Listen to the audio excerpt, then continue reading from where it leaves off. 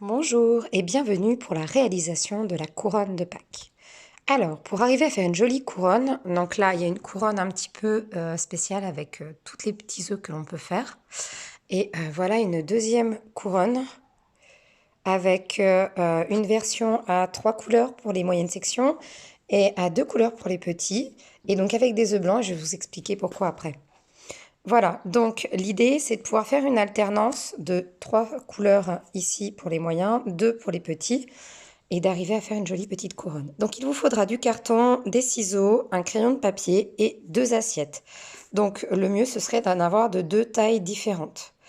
Donc pour ma part je vais commencer avec une assiette comme celle-ci.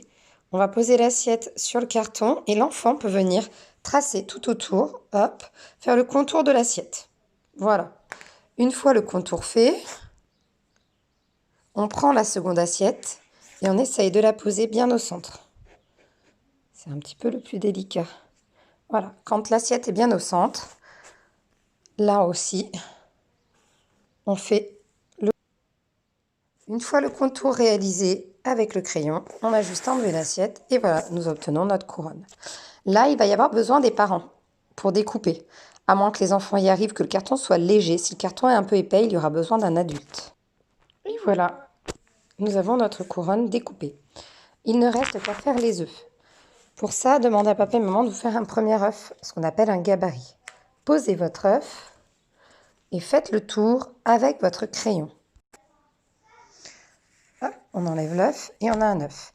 Alors, il va falloir, c'est un petit peu ce qui est le plus long, il va falloir faire environ 20 à 25 œufs selon le diamètre de votre couronne.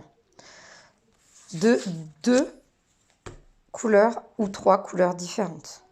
Donc on peut faire 10 œufs de chaque couleur, ça fait une trentaine. Au moins vous êtes sûr que vous pouvez mettre comme vous voulez sur votre couronne. Vous pouvez en faire aussi de 2 couleurs, vous faites 15. Oui, une trentaine c'est peut-être pas mal.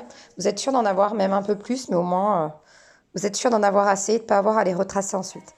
Ensuite, il faut les découper. Pour les moyennes sections, je pense qu'ils peuvent tout seuls. Les petits, ils peuvent aussi essayer. Et si vous voyez qu'ils ont des difficultés, les aider donc à découper les œufs. Une fois les œufs découpés, il reste à les positionner autour. Donc, soit on met de la colle partout sur la couronne et on dispose, l'enfant les dispose et on l'aide si vraiment il n'y arrive pas à faire l'alternance de couleurs. Soit sous chaque œuf, vous mettez un petit peu de colle à chaque fois.